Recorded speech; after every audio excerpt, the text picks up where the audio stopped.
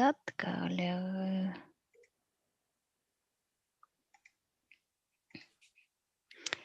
Жумуштасыңбы?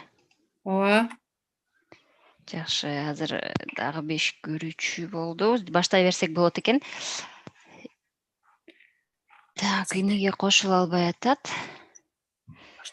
Кошула албай атышат. Мынакей, угулуп жатат. Бүттү, эми угулду. Жакшы. Бул негизи 7-чи сабак деп эсептелет. Ушул жакта биринчи, экинчи YouTube'да көрүп атышат азыр, Айнура. Ошол жактан суроолорду окуп атам. Бул жакка да киришмек, кечигип атышат, кошула албай атышат Zoom'га.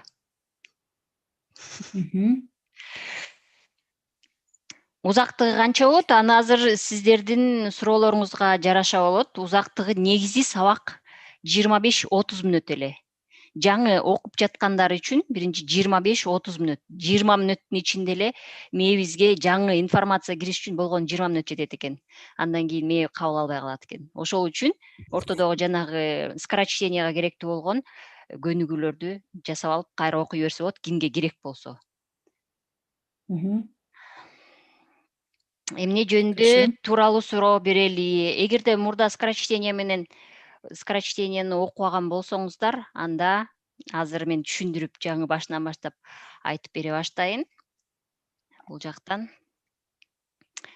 кимге скорочтение эмнеге керек? Мен муну тез оку деп өзүм атап алдым.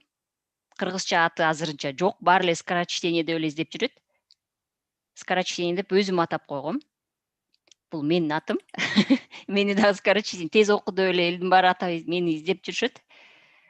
Тез окуп кайтасыңар. Менин атым Оку Дигиталь, биринчи атым. Анда мени эч ким тааныбайт. Менин атым Назгүл. Мен өзүм педагогмун. Немец тили мугалимимин. 7 жылдан бери Германияда жашайм. Азыр биринчи таанышып алалык. Бул скорочтенияны мен кантип үйрөндүм? Мен апрелден бери мугалимдерге жардам берип баштаганда, мугалимдер көп суроо бере баштады да. Эмне үчүн скорочтение кыргызча жок деп. Баары эле российская программа, американская программаларды алып алышып эле, ошо менен эле көбүнчө китептерди орусча кылып эле окутуп атышат да. Чындыгында кыргызчага көп басым жасалбаптыр. Бар экен, бирок техникаларын колдонуп эле кыргызча окуй берсе болот экен. Бирок көбүнчөсү айтып атат, көнүгүүлөр орусча сөздөр менен болгондо, орусча сүйлөбөгөн адамдарга кыйын болуп калат экен ал техника. Алдыга жылбайт экен. Себеби бул скорочтениянын эң негизги бөлүктөрүнүн бири бул биздин сөз байлыгыбыз. Сөз байлыгыбыз кайсыл кайсы тилде болсо, ошо менен анан тезирээк жылганга аракет кылат экенбиз. Эгерде чын эле алып туруп эле мен англис тилди же француз тилин, испанский же кытай тилин эч качан окуган болсом, алып эле ошолордун материалын алып алып эле скорочтение баштасам, чындыгында аларды өзлөрүнүн тилине ылайыкташтырылган программа болуп эсептелет. Анан бизге алып алсак кандай болуп калат? Ошон үчүн көбүнчө азыр бизде Кыргызстанда Россиянын программалары менен иштеп жатышат. Силерде программалар барбы, Айнура? Жок, бизде жок. Мен ошону киргизейин деп аткам тошучу, ойлонуштурупчу. Бул китепканага аябай керек болчу эле нерсе да, аябай кызыктуу эле болот болуш керек. Себеби китепканага келип алып эле кыйналып окуп отура бергендер көп эле болуш керек. Аларга 1-2 тип берип койсоң, совет, кеңеш берип койсо, аябай эле жакшы болот. Жосо курсларды уюштуруп, ошол жерден мелдештерди уюштуруп, сонун болмок да. Ооба, мелдештер сонун болот. У нас как раз эме бар да, кружок есть. Курс выразительного чтения. И вот как раз скорочтение бул өлдө сонун болот да. Как раз то, что надо будет. И для нашей работы как раз ушул керек. Мага да өзүмө да жагат да скорочтение. Сен мурдатан эле окуп Тараторка. Ооба. Катуу окучу элең да. Азыр деле окуйт болушуң керек. Китепкананы. Так, менин презентациям көрүнүп баштадыбы? Ооба. Көрүнүп баштады, Ушул жактан баштайбыз. Тез окудан тез оку деп атап койдум. Себеби мен дагы жакынкы кезде эле кызыгып, бирок баары тең атайын кыргызча кылып баштап атам да. Болгон программанын баарын тең алып алып, өзүмдүн колумдун келишинче программалап жасап атам. Мунун баары тең өзүмдүн программам. Өзүмдө окуп силер менен азыр меники жеткеним аппараттын жардамы менен американецтер болгону 500-600 сөзгө жеткизишиптир аппараттын жардамы менен. Кишинин өзүнүн мээси 400гө жеткизе алат экен. А жанагы 10 000 деген сөз бир мүнөттүн ичинде 5 000 деген сөздөргө анан кийинчерээк дагы айтып беремин. Ага кантип жетишет, эмне кылып атышат. Почти нереально экен деп айтсам болот да. Аларды реклама үчүн колдонуп болуш керек. Бирок бар экен андай окуганда, бирок аз. Кээ бир жактардан көрүп атам бир 10 чакты киши азыр эле бат эле монтип эле 10 000 деп окуп калгандардычы. Билбейм. Мен Это как за минуту, что ли? За минуту деп реклама кылып атышат, ооба. Что нереально, 10. Нереально экен. Американецтер баштаганда, эң биринчи баштаганда бул тез окуунун программаларын, техникасын пилоттор үчүн, самолетко, летчиктер үчүн, пилоттор үчүн башташыптыр. Себеби алар ушунча тездик менен учуп бара жатканда аралыкты же болбосо жанында пайда болгон нерселерди көрүш үчүн ушул техниканы көрүп башташыптыр. Анан ушул бизге керекпи, кереги жокпу? Бул деле бизге керек, бул бизге зыянчылыгы тийбейт. Бирок ошол тренировканы ошолор үчүн башташыптыр эң биринчи. Андан кийин жакынкы кездерде айтайын, меники мынакей американский китептердин баарын тең алып, кошуп алып, бүт баарын тең изилдеп чыгып, анан кыргызчага ошону колдонсок болобу? Колдонбосок кантип колдонобуз, эмне кылабыз, кантебиз, билбейм. Орусчадан алып алгандарды дагы көрдүм. Кыйналып эле калчу да экенбиз орусчалардан. Так. Эвелин Вудс деген эң биринчи жолу ушу техниканы ойлоп чыгыптыр. Болгону алардын жетиши боюнча 400 сөзгө эле жетишиптир. 400дөн 600гө чейин бул мүмкүн. Бирок бир эле жолку. Кээ бирлер балким 10 000ге жетпегендер балким бир эле жолку күндө эле ошентип окуй бербейт экен. Ошол үчүн эң биринчи бизге эмне керек болуп атат? Мотивация. Ой, тиги 10 000 окуйт экен, мен окуй албайм деп коркутпаш керек экен. Башкаларды коркутуп салып атабыз ошентип. Башкалар 10 000 окуйт, сен 100 эле окуйсуң депчи. Не то что 100, может 5, 10, 20. Ошо да. Кээ бирлер бар, жаңы 1-2 сөздү окуп баштаганда эле уктап калат. Эптеп чарчап, күндүз кечке эптеп макул деп китепке убакыттап кечинде жатып алып мейли окуйун десең, уктап калабыз. Ошол үчүн бул көнүгүүлөрдү аткара баштайт экенбиз. Айгүл, саламатсызбы? Сиз кошулдуңуз, э? Саламатсызбы? Сизге тез окууну мурда жолуктурдуңуз беле, окудуңуз беле? Жок, мен муну Габыр Мадаминовдон уккам да, бирок өзүм мындай практика жүзүндө көрө элекмин. Мындай эме аракет кылгам, бирок толук кандуу өздөштүрө албай койдум. Мен бул сүрөттү азыр коюп койдум. Силердин оюңарды уккум келет. Бул мен эмнени айткым келди бул сүрөт менен? Айнура, бул эмне деп ойлойсуң? Червячок менен яблоканы. Ооба. Интересно. Айгүл дей берейинби сизди? Ооба. Сиз кандай оюңуз бар? Бул эмне деп ойлойсуз? Эмне себептен мен бул сүрөттү коюп койдум?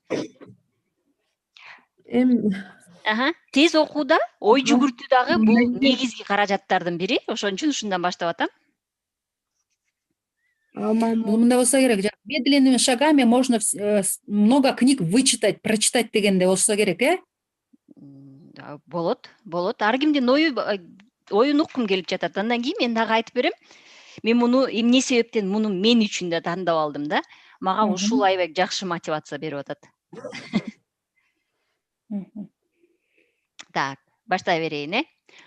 Немистерде китепти көп окушат негизи эле. Немистерде бир сөз бар. Книжный червь деген сөз бар. Китеп жегич бизче. Китеп жегич. Бизде китеп сүйүүчүлөрдү китеп жегич деп айтат, э? Же дагы эмне деген сөздөр бар? Сөз байлыгыбызды текшере элейми? Окурман деп эле. Окурман дейбиз. Китепкөй десек болот, ооба. Китеп жегич десек болобу? Китеп жинди деп. Бул Бизде китеп, бул көчө китеп, атат. ооба, бул китеп көрсө эле жейт деп айтат го, жейтчүдөй болуп окуйт депчи, такыр эч нерсе бербей болгонун баарын эле алып алып депчи. Ошол сыяктуу мен ушул сөздү китеп жегич деген сөздү тандап алдым бул жака. Эми бул сөзгө кичине дагы сөз куралы. Бычакка өгөө, билимге окуу керек. Туура. Бычак курч болуш үчүн аны өгөөлөйбүз, өгөө керек дайыма, Ооба. Билимге окуу керек экен. Окуу Макул. эмнеден турат эми? Китептерден турат, окуш керек, билим алыш керек. Айгүл, сиздин оюңуз? Кошумчалай бериңиздер. Ооба. Билимди эми сөзсүз эле биз мындай бир тараптуу карайбыз да. Менин Ооба. оюмча ар тараптуу билим керек. Ар тараптуу окуу керек. Айгүл, сиз мектепте иштейсизби? Ооба. Мектепте иштейсиз. Ушул тез кайсы предметтен бересиз сабакты? Кыргыз тили адабияты. Кыргыз тили адабиятына керек экен. Кыргыз тилине керек эмес, кыргыз адабиятына керек экен скорочтение. Аны окуса болот экен. Мен мектепке эмне тиешеси бар айта кетейин, бирок башка предметтерден химия, физика, математика дегендерге көбүнчөсү айтып атат, ушу скорочтение жардамы менен батыраак окуп кеттим деп. Бирок ал үчүн баштапкы билим керек экен. Мектепке бул техника ылайыгы жок. Бирок адабияттарга болот, орус тили адабияты. Андан кийин Өзүбүз үчүн деле керек да. Жок, сиз өзүңүз үчүн. Эгерде башка предметтерди окуш үчүн сиз адабиятчы катары, ооба, сизге туура келип атат да. Ошон үчүн кызыгып, изилдеп карап көрүп атасыз, угуп көрүп атасыз. Эгерде математиктер болсо кыйналып эле калчу да экен. Математика үчүн мен азыр баары айтып атпайбы, бул жактан эс тутуубуз жакшылап, бүт баарын окуп алып, 5 мүнөттө бир китепти жаттап калып атат деп, чыбат эле окуп алып атат деп. Математикалык баштапкы билим болбосо кыйналып калат. Окуй албайт экен да. Так, ошон үчүн билимге окуу керек. Эң биринчи сабакты баштаарда биз кунт коюу, көңүл буруу деген менен баштайбыз. Бул көнүгүүлөрдү мен мурдакы видеолордо көрсөтүп бергем. Айгүл, көргөнсүзбү мурдакы видеолорду? Жок. Анын баарын ошо атайын баарын башынан кылып азыр кайра көргөзүп баштадым. Концентрация үчүн баарыбыз бирге карайбыз. Азыр акырындан бул жерден могу тамгалардан сөз курабыз. Кайсы сөз катылган? Урук. Урук сөзүн таап чыксак болот экен. Бул жакта бир тамга түшүп калыптыр. Жашынып калган го азыр. Так, биринчи тамгасы К'дан кетти. Кур.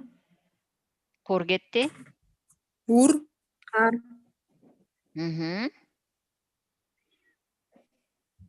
Курма. Ой, Мак. жок.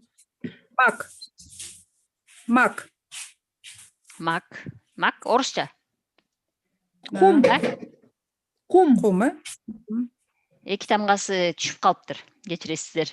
Меники жакшы көчүрүлбөй калган окшойт. Кумурска деген сөз болчу. Эки тамгасы кетип калыптыр. Эми бул жактан эми байкайбыз. Бул жактан жакшылап байкап турсаңыздар, тамгалар кыймылдайт. Тамгалар кыймылдайт. Кайсы сөздү көрдүңүз? Мен тезден кыймылдатканга аракет кылам. Кайсы сөз болду? Кыймылдабай эле го буквалар. Жок, кыймылдады. Кыймылдаттым. Ошо акырындан кыймылдады. Ошону биздин кунт коюубуз, болгон концентрациясы, болгон нерсебизди, фокусубузду ушул жака беришибиз керек. Кайра артты көздөй жылды. Артка жылам. Мынакей, азыр кыймылдай баштайт. Дагы бир жолу карайбыз.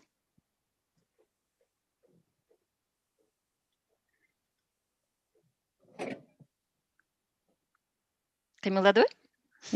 Адыабы? Башын көрбөй калдымбы? Башын көрбөй калдыңар? Ооба.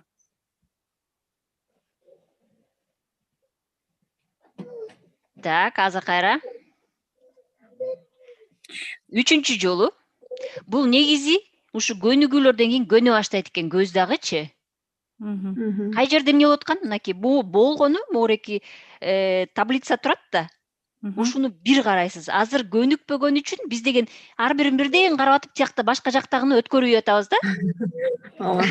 Ошон үчүн көнүгүү керек экен. Кеттик.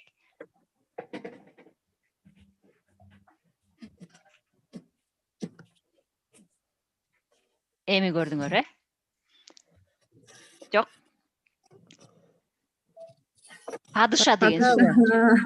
Пат чыкты, калган чыкпайбы? Балким Шыны көрүп алган турбайм ба эми? П менен шыны көрүп алган турбайм ба? Падыша турбайбы? бул сөз байлык деп коет. Падыша деген сөздү негизи көп колдонбойбуз. Балким Хан. ошол үчүн да оюңуздарга келген жок да. Эскирген сөздөр. Эми бул жактан сандарды табабыз. Кайсы санга атылган? Булдар да кыймылдайт. 2, жок, 3, 4, Кыймылдады. 5, 6, 7, 8. Баары бар экен го? Ошонун ичинен экөөлө кыймылдады. Ана еще раз. Так, артка жылабыз. Эми кунт коебуз. 5, 3, 5-3, 53. 53. Көзөлү напрягается, да, оказывается?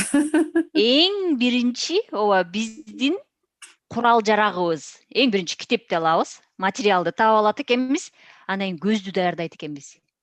А көз эмне менен байланыштуу? Мээ менен байланыштуу. Мээ ошого ответ кылып атат. А көз болсо камера катары ошол жерде карап берет экен дагы, а мээ ответ кылат, жооп берет экен. Ошон үчүн кеттик, эмкиси дагы кайталанат ушундай болуп.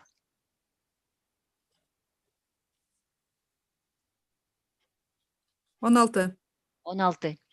Бүгүнкүгө мен 2 сандан эле турган тапшырмаларды даярдап койдум. Анан бул сандар узара баштайт. Көнүккөндөн кийин.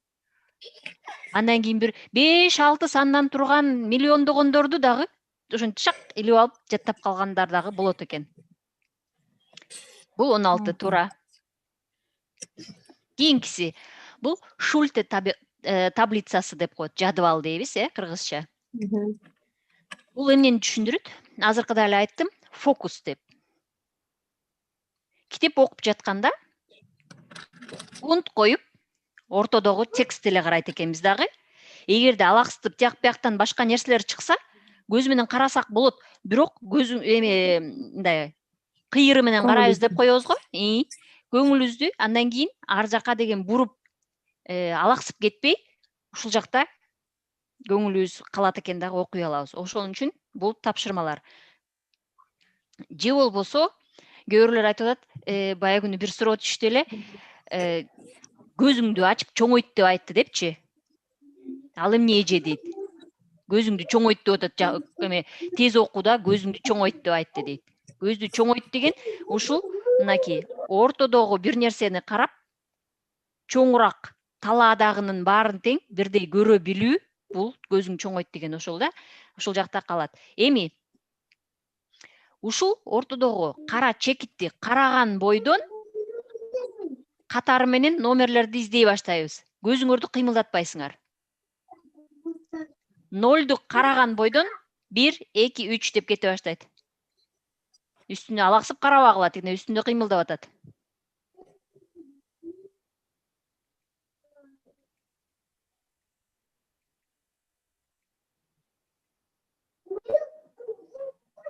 Жетиштиңерби?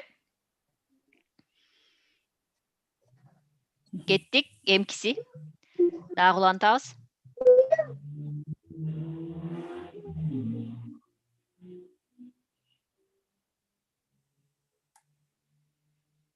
Кеттик, улантабыз.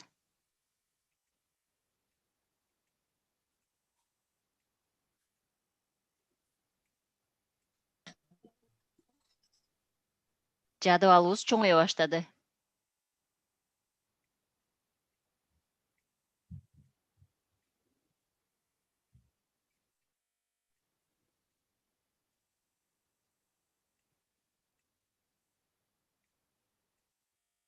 Болду. Көнүккөндөн кийин акырындан текстке өтө баштайбыз. Атайын, баштапкылар үчүн эң биринчи сабакта мен балдар үчүн алынган жомокторду жомокторду бул так эле ушул жомоктуу болбосо дагы ушул сыяктуу жомокторду окуганбыз. Бул биз үчүн таанышыраак болуш керек баары үчүн. Ошол үчүн ушул жомокту тандап алгам. Алтын кумура. Текстке 30 секунд убакыт беремин. Тез окуй каласыздар.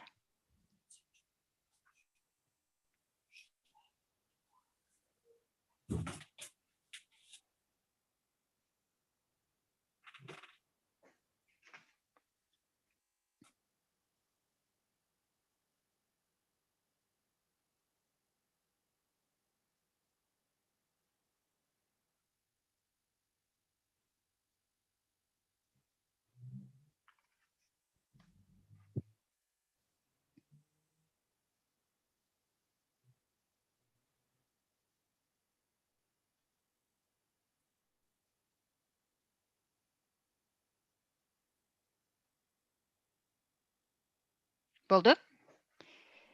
Эми байкасаңыздар, эң үстүндө 5 сөз. Кайсы сөздөр эле? Башты чап, салса баштайт беле?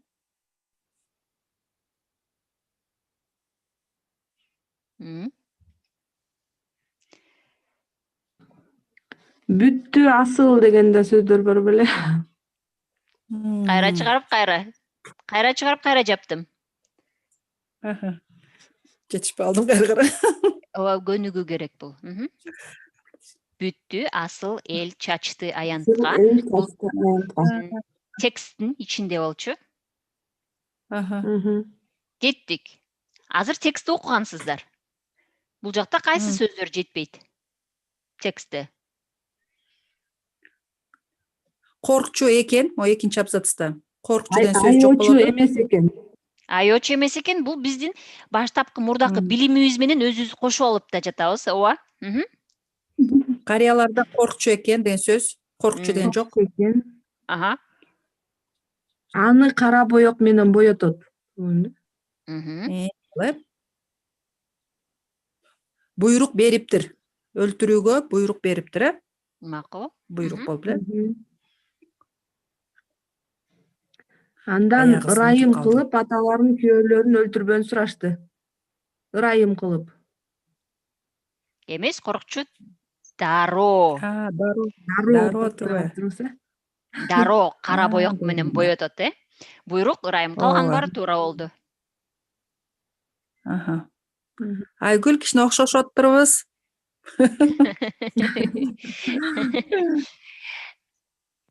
Экөөңөр тең китеп сүйүүчүлөр турбайсыңарбы? Акыркы жолу качан эмне деген китепти окудуңуздар эле? Мен деген Чыңгыз Айтматовдун Кызыл Жолукчан кайра окуп чыгып атам. Кайра уже башка нукта түшүнө баштадым анычы. Кайра окуган сайын жана кинолорду көргөндө делечи ушундай бар беле деп эстейбиз го. Ошол сыяктуу да. Кинолорду көргөндө биз ал жакта кыймылдар бар болгон үчүн, элестетүү бар болгон үчүн аларды бат жакшы эстеп калат экенбиз дагы, 10 жыл өтсө дагы, 20 жыл өтсө дагы эстейт экенбиз. Китепти дагы биз окуганда ошондой кылып элестетип окушубуз керек экен. Ошондо көп чарчабайт экенбиз да, элестеткенде аябай кызыгып андан ары окуп баштайбыз. Эми кийинки текст. Кичине азыр көнүгүп алдык. Бирок бул көнүгүүлөрдү көбүрөөк жасаса көбүрөөк.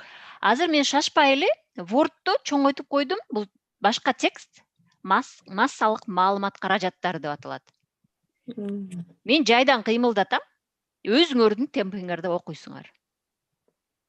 Слухпу? Чыгарып бердиби? Жок, негизи бул тез окууда дагы үндү чыгарбай окуш керек экен, ошондо тезирээк болот экен. Артка да кайрылбайт экенбиз, кайра түшүнбөй калсак, кайра же бир нерсени өткөрүп ийсек. Көз менен ээрчип тезден окуй баштайбыз. Өзүңөрдүн андан кийин көрөбүз кандай кылып тездетсек болот экенин.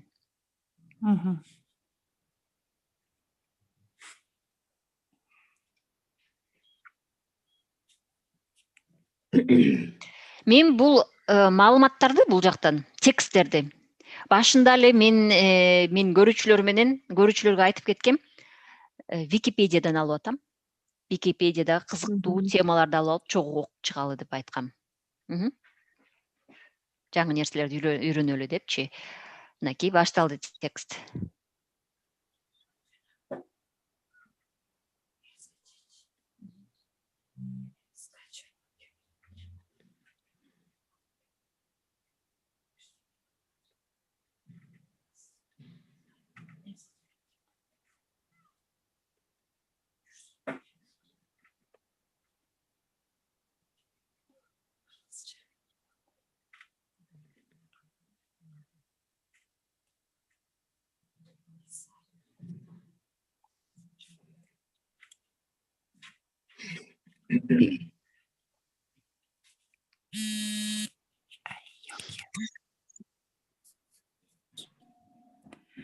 Давай.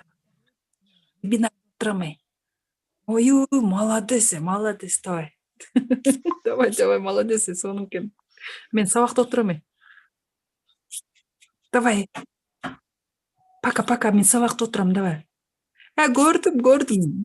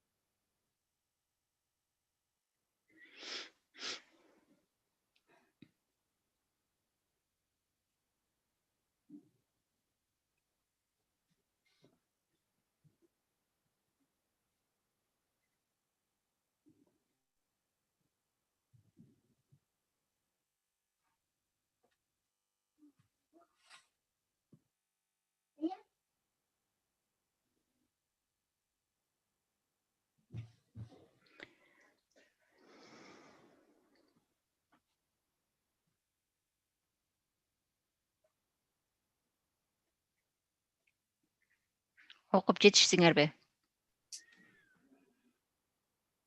Баарын эмес. Баарын эмес. Бул 1 минутадан ашыгыраак убакыт отурдук. 1 минутада жетишпей калдыңар,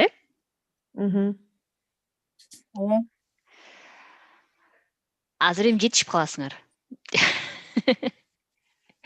Мындай метод менен кубалап оку дейт экен.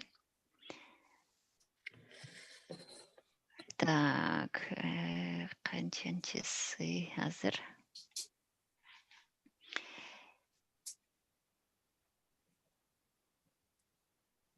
Так, 5-чи сабак. 5-чи сабакты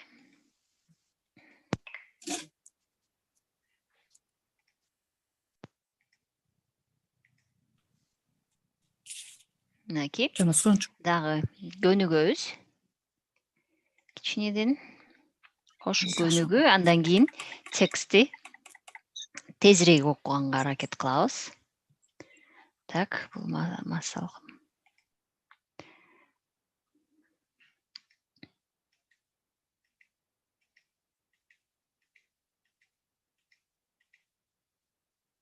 Кайсы сөздөрдү жаттап калдыңар? Массалык маалымат. Азыркыданбы? Азыркы 5 сөздөн. Болгону 5 сөз. Мен сконцентрировалась. Көрдүңбү, мына концентрация болчу да. Алаксып кетебиз.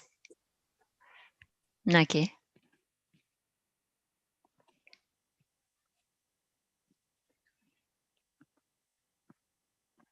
Маалымат, механизм, кино, басма сөз. Жакшы. Кийинкиси. Эми. Өзүм билбейм.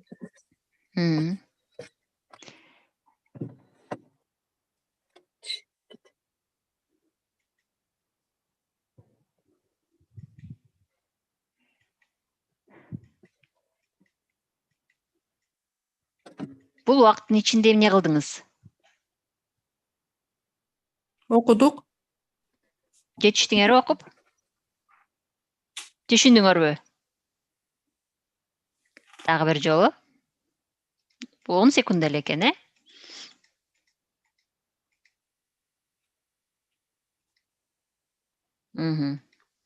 Азыркы сөздөр бул жакта астында катылган болчу. Эми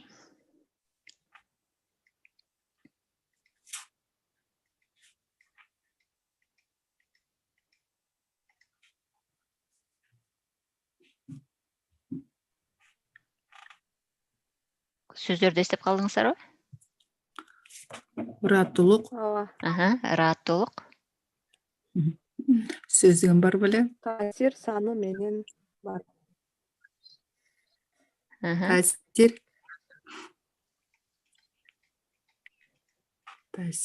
Таасир саны.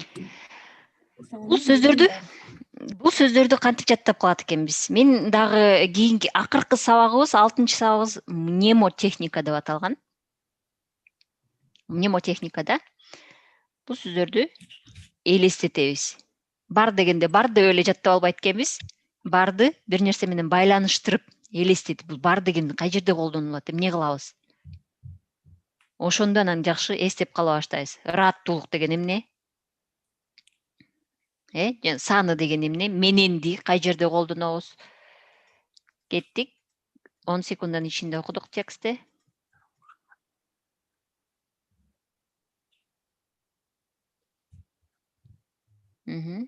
Азыркы сөздөр бул текстте жолуккан.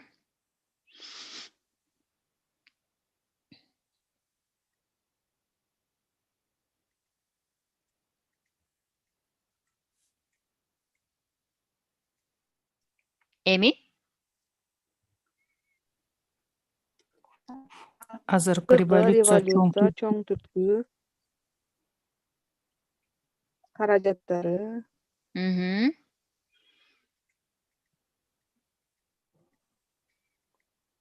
Өнүгүшүндө экен, каражаттары. Өнүгүшүндөн эле айткан жокпуз, текстти окуйбуз.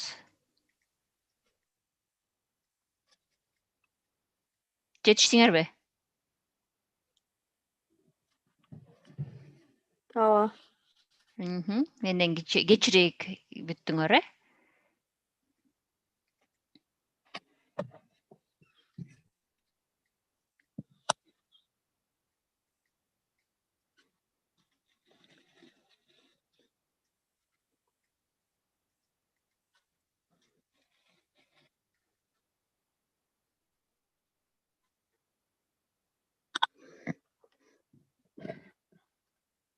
Тездей баштадык.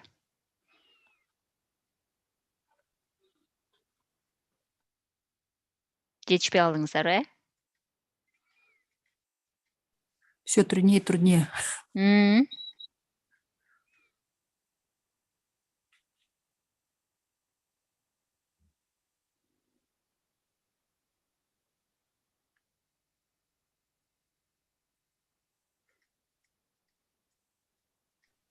Бүттүм. Негизи бул сабактын баары 5 сабактын жыйындысы болуп атат да. Жыйынтык чыгарып атам. Ошол үчүн 6 сабактын. Кеттик. Эми азыркы башындагы окуп чыккан текстти ээрчип окуй баштайсыздар.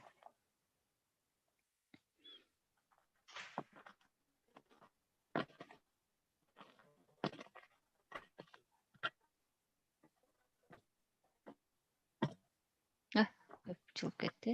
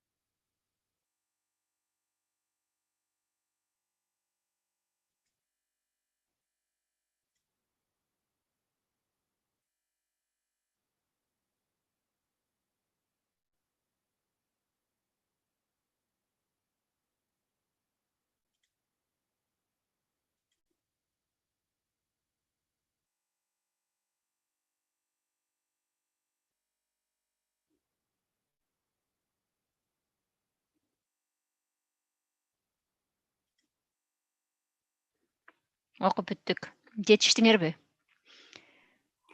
Жок, аябай оор болуп калат экен кичине. Спид разы. Бул 5-чи, Букваларды деле көрүп калат. 5-чи, 6-чы сабак болчу. Ортосунда ар биринде 1 жума, 2 жума, 10 күндөн пауза менен тренировка кылгандан кийинки 5-чи сабак болчу да. Бул почти 4 айга чейин узак. Мен баштагандан бештеп 4 ай өттү да. Ошондо ушуга жеттим. Менин өзүмдүн жеткеним. Бирок жетишип окуй баштайт экенсиңер. Эгерде жетишип окуган болсоңор, бул жакта 621 сөз 1 мүнөттүн ичинде окуп алат экенсиңер. Бирок ушундай кылып ээрчип окусаңар деле чоңойтулган. Кыскараак болуш керек экен тез окуш үчүн. Кыскараак тексттердин мондай жайылган эмес. Мондай көздүн тушунда болгондой болуп элечи. Андан кийин эгерде жайылып кетсе, анан мынтип жылып атып ага дагы убактың азаят. Анан скорочтениени дагы эмне деп коет экен? Машина айдап баратканды элестетебиз. Машина айдап баратканда канчалык тез айдасаң, ушунчалык жолду карап барасың. Канчалык болуп акырындаганда алаксып башка нерселерди карай баштайсың. Акырын жүрүп баратсаң, карай баштайсың, туурабы? Ооба. А эгерде катуу жүрүп бараткан жерде оңой менен башка жакты карай албайсың. Ошол сыяктуу эле китеп окуганда дагы түшүнүп атсак дагы, түшүнбөй жатсак дагы тез окуй берсек монтип алаксып кетпейт экенбиз. Оюбуз дагы башка жакка кетип кала албайт экен. Ушул жакта концентрация, ушул жакка көңүл бөлүп, ушул жакта калат экенбиз. Ошол үчүн тез окуу керек деп айтчу. Биз ой жок деп шашпай окуйнчу, мен түшүнбөй калам дей беребиз го. Ал андан эмес. Тескерисинче биз тез окуган сайын көңүлүбүз ошол жакта калат экен. Түшүнбөй калам деп жайласаң, анда алаксаган нерселериң көбөйө берет экен. Ошол себептен аракет кылып окуй беребиз. Окуп бүткөндөн кийин, мынакей, эгерде бул техника менен окуй турган болсок, канча пайызын түшүндүңүз? Мейли канчалык окусаңыз дагы.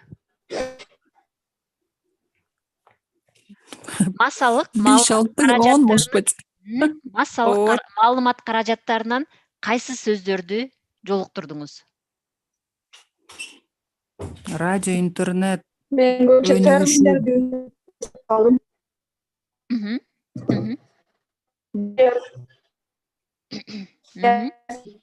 Жарымын.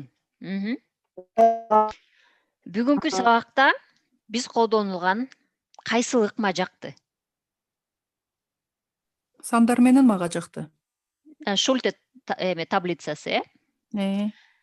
Бул ыкмаларды негизи биз өзүбүз колдоно берет экенбиз. Баарын тең, баары менен көнүгө берсек болот экен. Бирок адам ушул кайсынысы жакканын тандап алып, ошо менен тренировка кылып көнүгө берсе, бир калыпта кете берсе болот экен. Баары тең айтат, муну кылсаң жакшы, буну кылсаң жакшы депчи, баарын кылып көрөсүң, анан өзүңө жакканын, өзүңө ылайыктуусун тандап алса болот экен. Эми суроо берип, натыйжа чыгаруу, азыр мен кичине суроо бердим, кайсы маалымат, массалык маалымат каражаттарын эстеп калдыңыз? Кайсы жылы, кай жерде эмне болуп ал сөздөрдү колдоно башташкан? BBC, кандай? Бүттү. Анда биз болгону 10%ке жакын балким эстеп калдык деп айталык, Анан акырындап эле. Биз деген жайыраак окуйн, көбүрөөк эстеп калабыз деп айтабыз го. Жайыраак окусам көбүрөөк эстеп калам деп. Жок. Андан көркчө ошол убактны жай окуганды тез окуп бүтүрүп салып туруп, кайра жай окугандагы убакытты кайра башынан 2 жолу окуп койсо, тезден 2 жолу окуп койсо, анда көбүрөөк маалымат ала алат экенбиз. Себеби биздин мээбиз болгону 20 мүнөттө эле маалымат алганга мүмкүнчүлүгү бар. Ошол себептен ушул 20 мүнөттүн ичинде мүмкүн болушунча көбүрөөк маалымат алып калганга аракет кылабыз. Андан кайра эс алдырабыз. Биздин кийинки күндөрү баарыбыз айтабыз, менин кунт коюум, көңүл бөлүүм начар деп. Эмне себептен? Алаксыйбыз. Көп алаксыйбыз, көп ойлонобуз, көп стресске жолугабыз. Эң негизгиси кандай уктайбыз? Биринчиси, жетиштүү укташыбыз керек экен, туура тамактанабыз, убактысы менен эс алуу керек экен. Таза абага чыгуу эң маанилүү. Андан кийин эгерде стресске жолугуп же кээ бирлөр бар, студенттерди айтсак, эгерде азыр сессия башталды, ага чейин эч нерсе кылбай жүрүп, сессиянын алдында эле окуй калайын деген. Ошол өзлөрүн деген медитация деген болот экен. Аны ал кийинки сабактарда чыга баштайт. Медитация кылып, өзүн 1-2 мүнөт тынч отуруп медитация жасап алып туруп, анан бир нерсени окуса дагы көбүрөөк эске тутуп калса болот экен. Эми суроолор барбы? Ошондо биз анда китептерди өзүбүз эле окуп турушубуз керек. Бат-бат кылып. Түшүнсөк да, түшүнбөсөк дагы, Көнүш үчүн. кандай болуш үчүн, көнүш үчүн окуй бериш керек. Анан азыркындай көнүгүүлөрдү жасаш керек. Көнүгүүлөрдү азыр кандай кылып телефондо тиркемелер бар. Даяр. Көчүрүп аласыңар. Анан алар силерге дайыма эскертип турат. Айнура, сенин убактың келди, бүгүн 5 мүнөт убактыңа бөлүп туруп, ушу эмени көнүгүүнү жаса деп эскертип турат. Анан ал жерден дагы кадимкидей өзүңөрдүн скоростуңар көбөйө баштайт. Сен орусча окуйсуң, сага пайдалуу эле болушу мүмкүн. Азыр мен көргөзүп берем. Мынакей. Телефондон Play Marketке киресиздер. Мынакей азыр мен көргөзөм. Азыр мени кошпой жатат. Сынамы.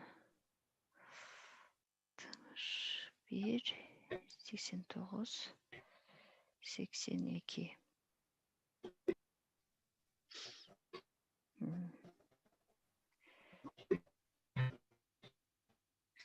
Мынакей, бул менин телефонум. Так. Zoom. Ошол жерден скорочтение азыр мен көргөзөм атын. Кирип кетти. Көп бар тең ачылып калып, ачып бербей жатат. Zoom. Мынакей. Эми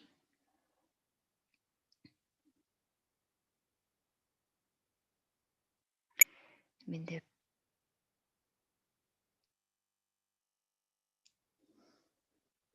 жок, ачып көргөзбөй атат. Экинчи сабакта YouTube'да мен көргөзүп берген болчумун, азыр могу сабакка кошпой атат. Меники бул эмелер туташтырылган болгон үчүн. Ошол жерде көрүнүп турат, скорочтение деген тиркеме бар. Неге ачпай атат? Мен ушул жерден түшүндүрүп бүгүн көргөзүп берейин дедим. Карап көрөлүк анда. Экинчи сабакта жазылып турат аттары. Эки түрү көрсөтүлгөн. Бирөөсүн мен өзүнчө немис тилинде жасайм, бирөөсүн аны мен тил окуганга да жакшы экен. Тил окуса дагы аябай жакшы жардам берет экен. Тилди чала билсем, тырышып окуй берсең, өзүмдүн сөз байлыгым дагы көбөйүп, мурда китеп немисче көп деле окугум келчү эмес. Себеби өзүм тилим болбогондонбу, билбейм, окугум келчү эмес. Азыр кызыгып окуй баштадым. Бул көнүгүүлөр жардам берет эле экен аябай эле. Так, мынакей эми чыкты.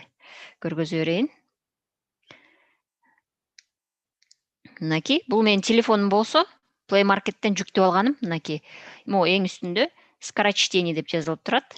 Мынакей, мондай болуп. Көнүгүүлөрдү жасайсыңар, алдында даяр тексттерди берет. Алдындагы тексттер менен иштей баштайсыздар. Меники улам көргөзгөн сайын ылдый түшүп атат да. Силерге көргөзүп бергенчекти мен шашпай токтоп турам да. Токтогон сайын мынакей азыркындай тексттер.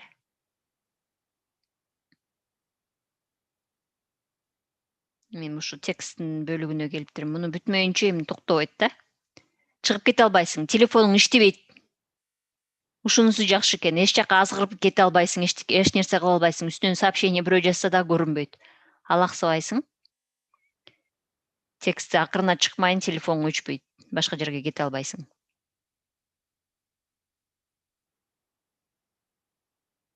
Мынакей. Скорость чтениени текшерсеңер болот. Өзүңөр окуп бүткөндөн кийин бул жерде текстти өзүңөрдүн темпиңерде эле окуп чыгасыңар. Акырында суроолорго жооп бересиңер. Суроолорго жооп бергенге жараша 1 минутада канчаны окусуң көргөзүп коет. 1350 деп койду меникин. Акыркы жолу жасаган тапшырмаларыма жараша көргөзүп атат да. Ушуну көчүрүп алсаңар, ичинде көнүгүүлөрүн жанакы Шульте таблицасы, кыргызча сөз эмес болгон сөз тексттен турган жактарын кетирип салып эле сандан турган көнүгүүлөрүн жасай берсеңер жакшы эле жардам берет. Суроолор жок болсо, анда бүгүнкү сабагыбызды жыйынтыктайбыз. Сиздерге бүгүнкү сабак эмне берди?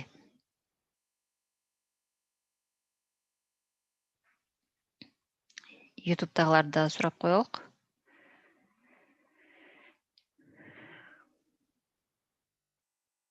Жакты. Бүгүн тезделген бул ооба 4-5 сабактын биримдиги болуп аябай кыйналып калдыңыздар, ооба. Ошол үчүн мен мурда айтып аткам, 1-чи, 2-чи 5 сабакты көрүп келсеңиздер, кичине кызыктуураак болмок талкуу кылганга. Балким кийинкилеринде дагы менен тандап алды кызыктуураак болот. Сиздерде дагы байланыш начар болуп атат окшойт. Анда ушу менен сабакты аяктадык. Саламатта калыңыздар. Суроолор болсо, алдында комментарийге жазып коесуздар, жооп бере берем кийинки күндөрү. Анан кызыктырган темалар болсо, Рахмат сагыңыздар. жакшы туруңуздар. Ийгилик барыңыздарга.